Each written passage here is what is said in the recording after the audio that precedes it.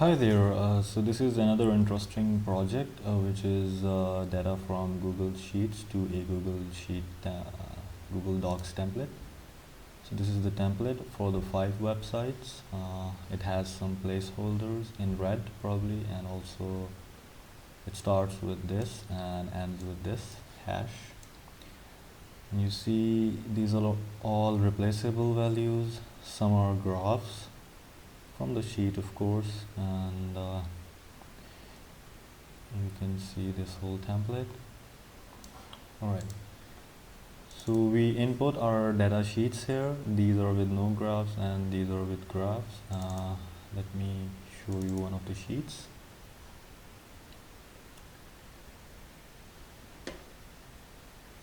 So basically it's going to update for the data on the sheet for the top websites, top 5 websites or and such. So we should have a graph here. Yes, of course. So these are the graphs on each tab.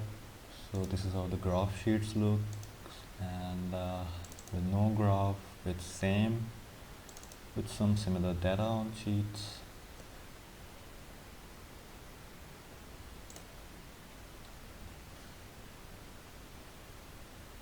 Alright, so yeah, this is the data file folder, and then we have templates for 2 websites, 3 websites, 4 websites, and 5 websites. So I currently have the data for 5 websites, and let's run for this from our dashboard. This is a dashboard where we are going to execute our script, and it's going to take a little while. So yeah, okay, so this is the pop-up, which of course is a requirement so that we can choose our the very first placeholder. So since the project has found 5 websites, and we can choose whichever website we want to be on our prioritized list. So let's submit. Now this is going to run, and it's going to take some time. Okay, so our process is now complete.